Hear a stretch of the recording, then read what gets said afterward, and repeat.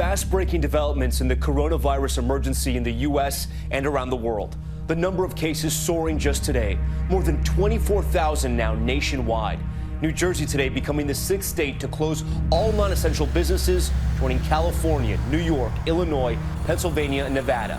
More than 80 million Americans now told to stay at home.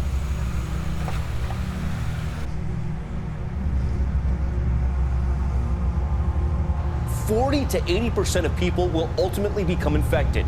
Across the country, some hospitals bracing for the worst, beds filling up with patients, critical supplies in some cases running dangerously low, and healthcare workers afraid they will have no way to protect themselves. Vice President Pence saying he and his wife will both be tested after one of his staffers became infected with the virus.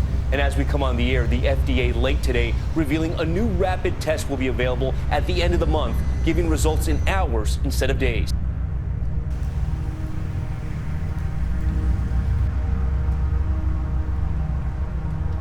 There are more than 275,000 infections worldwide and more than 11,000 deaths. Italy crossed a grim milestone this week, surpassing China as the global epicenter of the pandemic.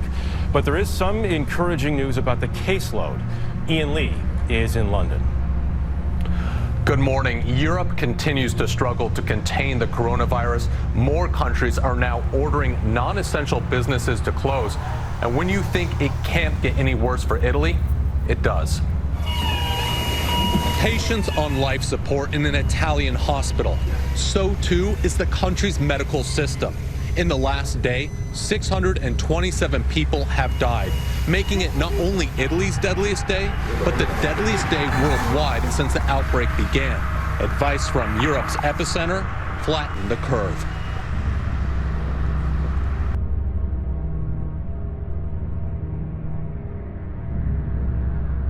Anthony Fauci, the nation's top infectious disease specialist, says not every American needs to get tested.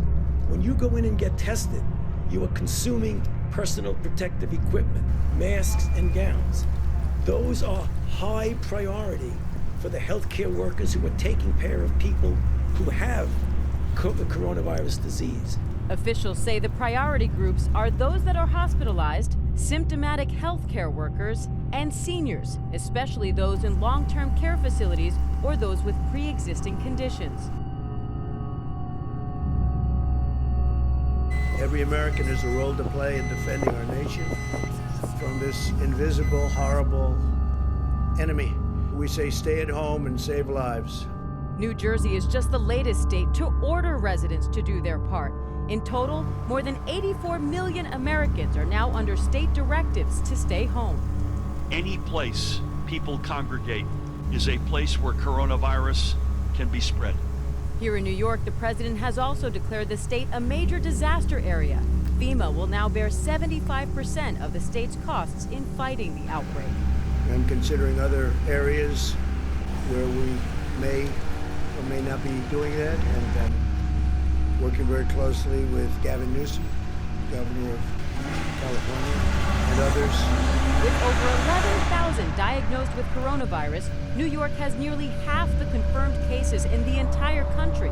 But the governor says New York is also conducting more tests than any other state.